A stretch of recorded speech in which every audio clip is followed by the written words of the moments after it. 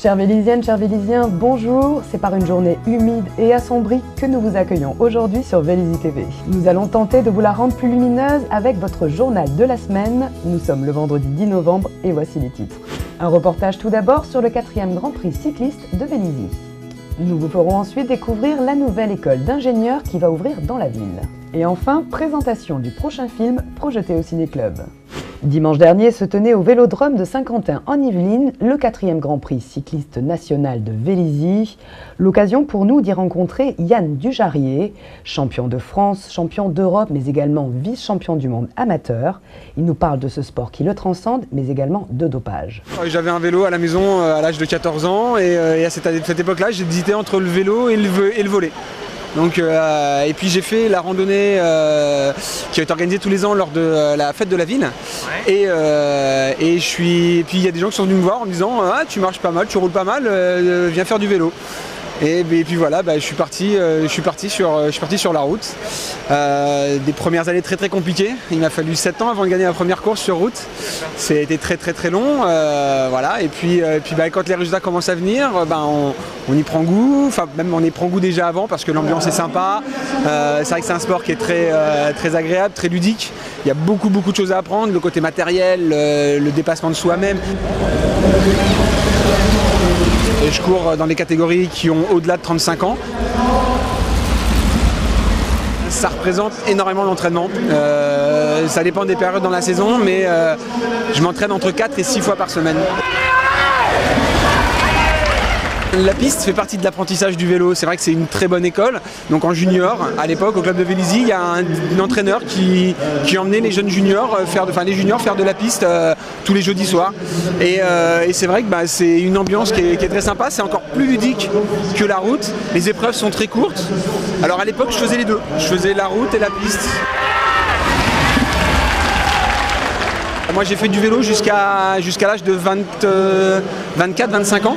Ensuite j'ai arrêté une dizaine d'années. Par contre entre temps j'ai continué à faire du sport, je faisais du roller de vitesse. Et à 35 ans, j'ai voulu reprendre le vélo. Et la course sur piste se rapprochait énormément de ce que je pouvais faire comme compétition dans le roller. Et voilà, je suis revenu sur la piste. Très très rapidement, là j'ai eu des très bons résultats puisque dès la première année j'ai eu une médaille de bronze au championnat du monde. Et puis voilà, on a envie de devenir meilleur encore, on a envie de continuer de progresser. Et donc on se spécifie encore d'autant plus. Moi ça fait 2 ans que je fais de la muscu en complément. Sur les 5 entraînements, les 5 entraînements moyens que je peux faire, il y a parfois plus de musculation que de vélo selon les périodes. L'ambiance est très bonne aussi, vraiment différente de l'ambiance des routiers. Il y a beaucoup de gens qui découvrent la piste sur le tard et qui se rendent compte que c'est une ambiance beaucoup plus conviviale. Les gens, on se tire la bourre sur la piste, mais une fois qu'on est descendu, qu'on est en dehors du vélodrome, en dehors du vélo, eh bien l'animosité elle est partie et on est tous potes et on discute tous les uns avec les autres. Et, par contre, quand c'est la compétition, il n'y a pas de copains. Et cette année, il y a un champion du monde master qui a été contrôlé, un Canadien, un Français-Canadien, un Franco-Canadien qui a été contrôlé positif, alors que tous les ans, il brillait et il remportait beaucoup de titres au championnat du monde. C'est malheureux, il y a des contrôles, mais c'est pas suffisant. Voilà, je sais que moi, aujourd'hui, il y a des gens qui pensent que je me charge. Voilà, je sais qu'il y a des gens qui le pensent. J'ai énormément travaillé depuis 2 ans. Voilà, ouais, moi je me drogue au flocon d'avoine et au yaourt bio. Mais bon, moi j'ai cette honnêteté et cette fierté de me regarder le matin dans la glace en disant le niveau auquel tu es arrivé aujourd'hui, tu l'as fait par ton travail. Et j'encourage toutes les personnes qui pensent que je suis dopé à venir me faire un contrôle quand ils veulent. Si je suis positif, je le paye. Si je suis négatif, ceux qui me le payent.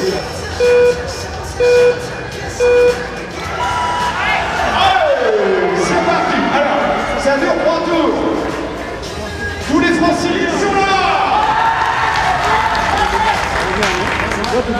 On n'a pas le droit à l'erreur sur la piste. C'est vrai que le temps de réaction, il est infime. Alors, que ce soit sur les épreuves de sprint ou alors même sur les épreuves de peloton, si vous laissez un adversaire prendre 10, 15, 20 mètres à un moment où la course elle est importante, vous pouvez perdre votre course. Dans le vélo, c'est ça aussi qui est bien, c'est pas toujours le plus fort qui gagne, c'est parfois le plus malin. Qu'est-ce qui peut m'arrêter aujourd'hui? Je pense à rien. À rien. Si, peut-être être champion du monde. Le club de Vélizy nous apporte énormément, bien sûr, et la commune de Vélizy aussi nous apporte beaucoup. C'est vrai qu'on a réussi à monter une structure en parallèle pour monter un team qui nous permet justement d'obtenir ces résultats à l'international. Mais le club de Vélizy, c'est la première fois que ça existe, c'est-à-dire un club qui autorise un team à côté. Donc on a 2 budgets séparés, on a des sponsors séparés, mais le club et le maire nous a autorisé à le faire. C'est vrai que c'est une vraie entente de toutes les parties et ça a été quelque chose de primordial dans la réussite que l'on peut obtenir aujourd'hui. S'il y a 3 ans, on nous avait dit non, on n'en serait pas là.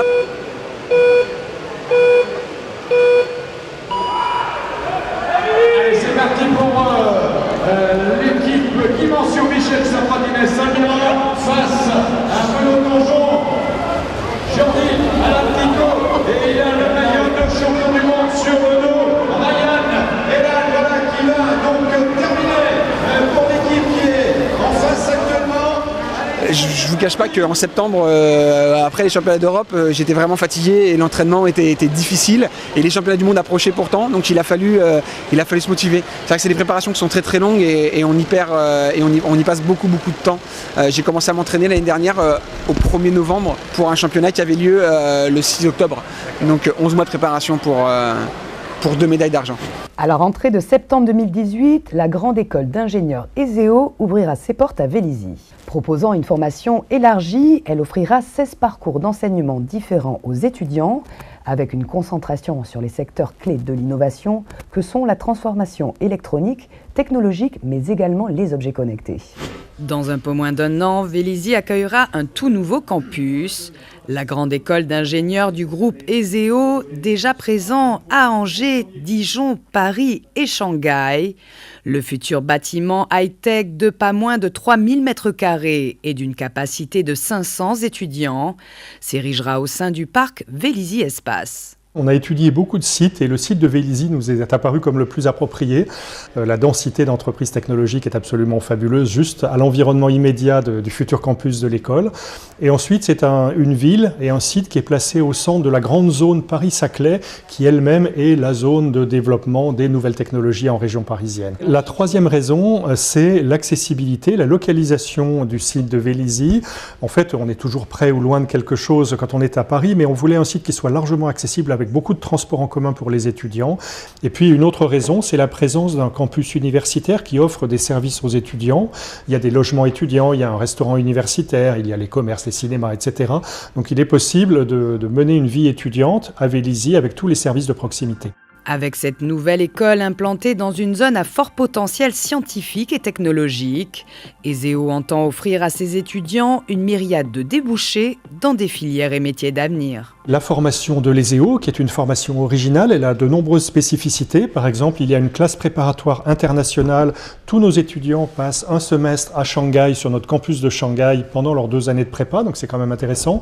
On a également un cursus tout à fait original de bachelor en 3 ans, qui permet de faire ses études en 2 étapes. On fait 3 ans d'études de bachelor, et puis si on a envie, éventuellement, on continue vers un bac plus 5, mais on n'est pas obligé de continuer vers un bac plus 5. Donc on a des spécificités, et également on a des spécificités en termes d'options sur la formation d'ingénieurs. On couvre tous les domaines des nouvelles technologies, de la robotique à l'intelligence artificielle, la cybersécurité, le big data, le biomédical, l'énergie. On a vraiment des débouchés dans tous les secteurs avec des spécialités extrêmement variées.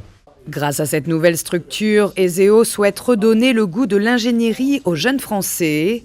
Si l'école ne souffre pas de demande, la profession, elle, est en berne. On recense sur le territoire seulement 35 000 ingénieurs, pourtant 50 000 seraient nécessaires. Alors pourquoi le métier fait-il peur aux lycéens ? Les maths. Tout simplement les maths. Ils arrivent au bac S maintenant et ils font des mathématiques, mais malgré tout, ils ont une certaine appréhension de continuer à ne faire que des mathématiques ou de la physique. Mathématiques, physique, c'est vraiment le cœur du métier d'ingénieur. Que vous fassiez dans la télécommunication ou bien dans la mécanique, dans l'aéronautique ou la robotique, il faut faire un peu de mathématiques et de la physique. Et je pense que les jeunes aujourd'hui plus qu'avant, ont peur des mathématiques. C'est dommage, parce que on a un ministre aujourd'hui qui avait l'air de prendre le problème à bras-le-corps. Il faut vraiment qu'en France, on redonne le goût des mathématiques aux jeunes. Il n'est pas logique que la France soit au 20e rang du classement PISA. C'est pas normal. Pourtant, le métier d'ingénieur présente de nombreux attraits. Il est créatif et stimulant, très rémunérateur, avec un salaire de base moyen estimé à 35 000 voire 40 000 euros par an, pour une progression ensuite rapide. Et surtout, il atteste d'une absence totale de chômage. Tous les jeunes que je vois dans ma famille, dans tous les réseaux sociaux, professionnels, tous les jeunes, je leur dis les choses suivantes. Je dis ingénieur. Oubliez ingénieur, difficulté. Dites-vous que c'est un passeport. C'est un passeport professionnel. Et un passeport, ça veut dire mobilité. Vous commencez comme ingénieur, c'est-à-dire vous commencez à faire un projet, et mobilité verticale, vous finirez directeur général de l'usine. On a beaucoup d'anciens élèves de l'école qui ont les postes les plus prestigieux dans les entreprises, dont du CAC 40. C'est un passeport, ça veut donc dire mobilité, mais aussi horizontale. Vous commencez aujourd'hui dans l'aéronautique. Demain, dans quelques années, vous irez dans l'électronique, les télécommunications. Et puis, vous pourrez partir dans la banque.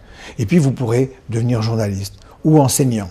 Tous les métiers vous sont ouverts. Donc, ingénieur, c'est vraiment un passeport. Alors, je ne suis pas que ce soit le seul métier qui vous offre le bonheur, mais je vous garantis une chose, c'est qu'un ingénieur, en général, est un homme ou une femme heureuse.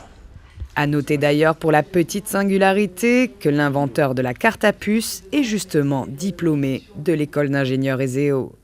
Ce soir, projection à 21h au Ciné-Club de la comédie franco-belge Paris pieds nus.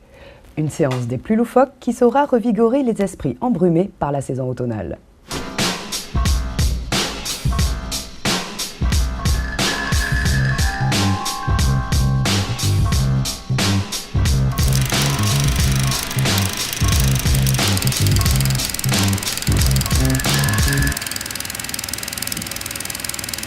Bonjour à tous, le Ciné-Club de Vélizy est ravi de vous retrouver vendredi 10 novembre au Centre Maurice Ravel, salle Rému, pour une séance consacrée à un film très peu connu qui s'appelle Paris pieds nus.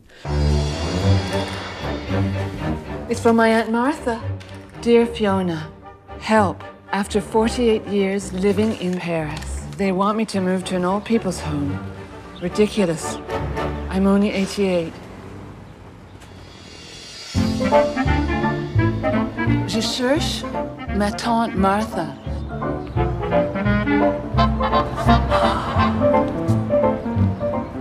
Photo? Ok.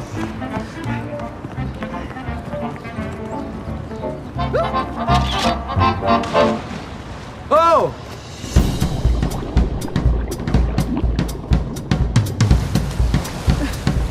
Hé, c'est chez moi ici. Bonsoir.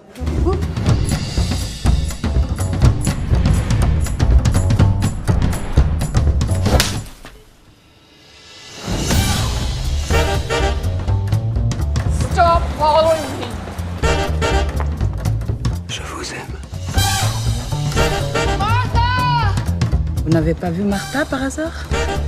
Oui, je l'ai vu. Il y a 27 ans. On a fait l'amour dans une barque.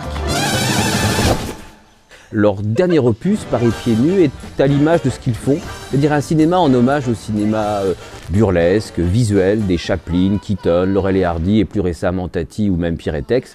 C'est un cinéma où il y a des idées visuelles toutes les minutes, c'est drôle, inventif. C'est drôle, oui, inventif. Et en même temps, comme c'est un film qui n'a pas eu la chance d'être visible dans beaucoup de salles quand il est sorti, le Ciné-Club veut réparer cette injustice en vous proposant Paris pieds nus de Dominique Abel et Fiona Gordon. Oh my God.